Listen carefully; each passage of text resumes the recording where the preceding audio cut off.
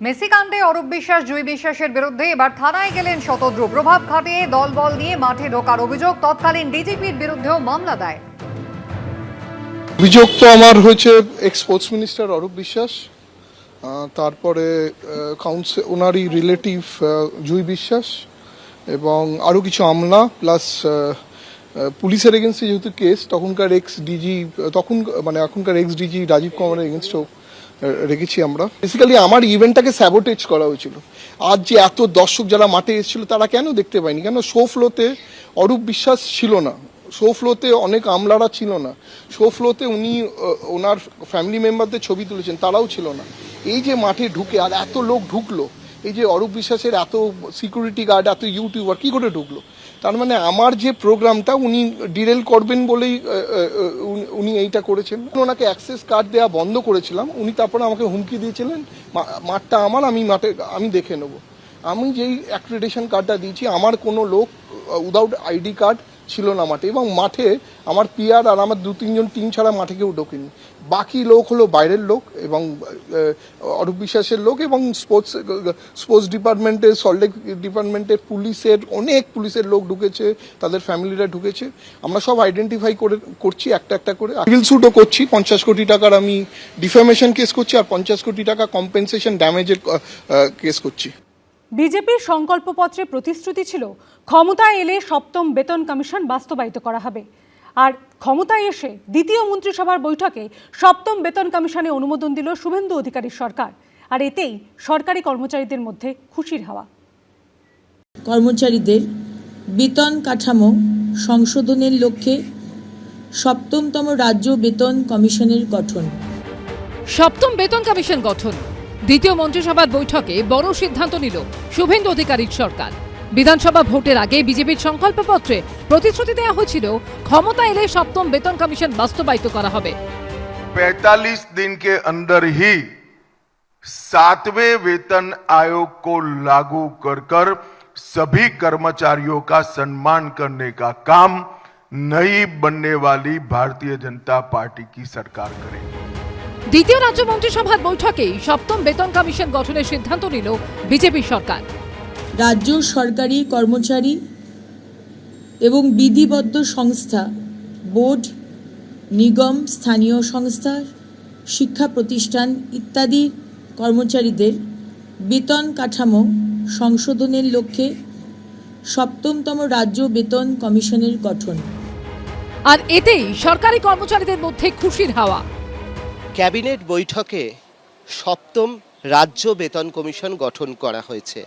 আর তাই নিয়ে কি বলছেন সংগ্রামী যৌথ মঞ্চের যারা সদস্যরা রয়েছেন, তাদের সঙ্গে কথা বলবো। এটা আমাদের দীর্ঘদিনের দাবি ছিল, সেই দাবিটাকে কার্যত মেনে নিয়েছে। আজকে কোনো মন্ত্রিসভা যখন ডিসিশন হয় সেটা কিন্তু অ্যাকচুয়াল আইন হয়ে যায়। মন্ত্রিসভা যেটা অ্যাকচুয়াল আইনসভা তো মন্ত্রিসভা, তা সেটাই করে যাবে, নোটিফিকেশন বেরোবে। আমরা বিশ্বাস করি 45 দিনের মধ্যে সেটা লাগু হবে আর কি। 15 বছর ধরে তো রাজ্য সরকারি কর্মচারী, শিক্ষক, পেনশনার সবাই বঞ্চিত। কাজেই আজকে সপ্তম পে কমিশনের ব্যাপারে সরকার যে সদর্থক ভূমিকা নিচ্ছে, এর জন্য আমরা খুশি, আমরা আশাবাদী। হবে ওটা, দেখুন সময়টা খুব কম এবং কাজটা অনেক বেশি। ডিএ বা অন্যান্য বিষয় অত্যন্ত গুরুত্বপূর্ণ এবং গ্র্যাজুয়ালি সেটা আলোচনা হবে। শুধু সপ্তম বেতন কমিশন নয়, অন্নপূর্ণা ভান্ডার, মহিলাদের বিনামূল্যে সরকারি বাসে যাত্রা, এমন একাধিক বিষয়ে সোমবার শিলমোহর দিল শুভেন্দু অধিকারীর মন্ত্রিসভা। দীপক ঘোষ, শুভেন্দু ভট্টাচার্য ও কমল কৃষ্ণদের রিপোর্ট, এবিপি আনন্দ। সরকারি বাসে মহিলাদের যাতায়াত ফ্রি। দ্বিতীয় মন্ত্রিসভার বৈঠকে এই সিদ্ধান্তে শিলমোহর দিল শুভেন্দু অধিকারীর নেতৃত্বাধীন সরকার। 1 জুন থেকে সরকারি বাসে মহিলাদের বিনামূল্যে যাত্রার ঘোষণা করলেন নারী ও শিশু কল্যাণ মন্ত্রী অগ্নিমিত্রা পাল। শুধু কম দূরত্বের বাস যাত্রাই নয়, দূরপাল্লার বাসেও মেয়েদের যাতায়াত ফ্রি। 2026 সালের 1 জুন থেকে পশ্চিমবঙ্গ রাজ্যের সমস্ত সরকারি বাসে পশ্চিমবঙ্গের মহিলাদের জন্য বিনামূল্যে পরিবহন প্রকল্পের নীতিগত অনুমোদন। বিধানসভা ভোটের সংকল্পপত্রে বিজেপি প্রতিশ্রুতি দিয়েছিল তারা ক্ষমতায় এলে সরকারি বাসে মহিলাদের যাতায়াত ফ্রি হবে, অর্থাৎ সরকারি বাসে উঠলে কোনো পয়সা লাগবে না। দ্বিতীয় মন্ত্রিসভার বৈঠকে তাতেই শিলমোহর দিল শুভেন্দু অধিকারীর নেতৃত্বাধীন সরকার। 1 জুন থেকে সরকারি বাসে মহিলাদের বিনামূল্যে যাত্রার ঘোষণা করলেন নারী ও শিশু কল্যাণ মন্ত্রী। সরকারি বাসে মহিলারা বিনামূল্যে যাতায়াত করবেন। যে কোনো সরকারি বাসে মহিলাদের, দূরপাল্লা হোক কাছের হোক, যে কোনো সরকারি বাসে মহিলাদের কোনো ফেয়ার ভাড়া লাগবে না। সরকার তার প্রতিশ্রুতি রাখায় ব্যাপক খুশি পড়ুয়া থেকে চাকরিজীবী গৃহবধূ সকলেই। ভালো তো, অবশ্যই ভালো, মানে মহিলাদের জন্য কিছু করা ভালো কথা, আমার তো মনে হয় ভালো। বাসের ক্ষেত্রে এটা শুনলাম 1 জুন থেকে ফ্রি হবে, সেটা শুনে তো আমাদের খুবই খুশি। খুবই ভালো হবে, একদম খুবই সুবিধা হবে, খুব ভালো হয়েছে এই জিনিসটা হয়ে। এটা খুবই ভালো করেছে সরকার, এটা তো খুবই আনন্দের খবর, মেয়েদের জন্য খুবই ভালো। শুধু কম দূরত্বের বাস যাত্রাই নয়, দূরপাল্লার বাসেও মেয়েদের যাতায়াত ফ্রি। সুমন ঘরাই, সুনীত হালদার ও পূর্ণেন্দু সিংহের রিপোর্ট, এবিপি আনন্দ। তৃণমূলকে হটিয়ে ক্ষমতায় এসেছে বিজেপি। সরকারে এসেই স্বাস্থ্য ব্যবস্থায় ঘাটতি মেটাতে তৎপর হয়েছে রাজ্য সরকার। আর সেই লক্ষ্যেই স্বাস্থ্য ভবনে আধিকারিকদের সঙ্গে বৈঠক করলেন বিজেপি বিধায়করা। অন্যদিকে এদিন রাজ্য মেডিকেল কাউন্সিলের সদস্য পদ থেকে সরানো হলো নির্মল মাঝি, সৌরভ পাল ও অসীম সরকারকে।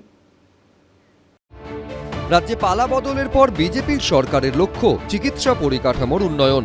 সোমবার স্বাস্থ্য ভবনে বৈঠক করলেন বিজেপির চিকিৎসক বিধায়ক ইন্দ্রনীল খাঁ, শারদ্বত মুখোপাধ্যায় সহ 8 জন। বৈঠকে স্বাস্থ্য সচিব নারায়ণ স্বরূপ নিগম সহ স্বাস্থ্য দপ্তরের আধিকারিকরা ছিলেন। ক্ষমতায় আসার পর স্বাস্থ্য ব্যবস্থায় আমূল বদল আনতে মরিয়া বিজেপি সরকার। দেওয়া হচ্ছে স্বাস্থ্য পরিকাঠামোয় জোর। এই আবহে এদিন স্বাস্থ্য ভবনে বৈঠকে হাসপাতাল সহ বিভিন্ন স্বাস্থ্য প্রতিষ্ঠানে কোথায় কী ত্রুটি তা নিয়ে বিস্তারিত আলোচনা হয়। আমাদের সমস্যা সবকটা ডিসকাশন হয়েছে, ডিসিশন এক্ষুনি আমরা দেব না, দিতে পারি না। আমাদের কাজ হচ্ছে আমরা মাননীয় মুখ্যমন্ত্রীর কাছে রিপোর্ট ব্যাক করব, মাননীয় মুখ্যমন্ত্রী উনি ডিসিশন নেবেন। অন্যদিকে এদিনই রাজ্য মেডিকেল কাউন্সিলের সদস্য পদ থেকে নির্মল মাঝি, সৌরভ পাল ও অসীম সরকারকে সরিয়ে দিল স্বাস্থ্য দপ্তর। এদিন স্বাস্থ্য ভবনের বৈঠকে যোগ দেওয়ার আগে বিধাননগর মহকুমা হাসপাতাল ও বিধাননগর পুর নিগমের অন্তর্গত মাতৃসদন হাসপাতালে সারপ্রাইজ ভিজিট করেন বিজেপি বিধায়ক শারদ্বত মুখোপাধ্যায়। এদিন দুই হাসপাতালের পরিকাঠামো নিয়ে ক্ষোভ প্রকাশ করেন তিনি। বিধাননগরের মাতৃসদন নামক একটা কর্পোরেশন আর হাসপাতাল আছে, হাসপাতাল বেশ বড়, পরিকাঠামো বেশ বড়, কিন্তু পরিষেবা শূন্য। ডাক্তারবাবুদের খোঁজ নিলাম কিন্তু পেলাম না, কোনো ডাক্তারবাবুই নাকি আসেন না। মাত্র 2 থেকে 3 জন, একজন ডেন্টালের ডাক্তারবাবু আসেন, একজন গাইনিক ডাক্তারবাবু আসেন। অপারেশন থিয়েটার আছে, অজ্ঞান করার যন্ত্র আছে, ধুলে পড়ে গেছে।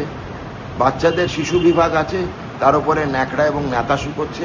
জনগণের জন্য তৈরি, জনগণের পয়সায় তৈরি এই পরিষেবা কেন ওরা দিতে পারেনি? প্রশ্ন তো উঠবেই সভাপতি। নতুন সরকার স্বাস্থ্য ব্যবস্থায় কতটা রদবদল আনতে পারে সেদিকেই এখন নজর। সন্দীপ সরকার, এবিপি আনন্দ, কলকাতা। এবিপি আনন্দ, এগিয়ে থাকে, এগিয়ে রাখে।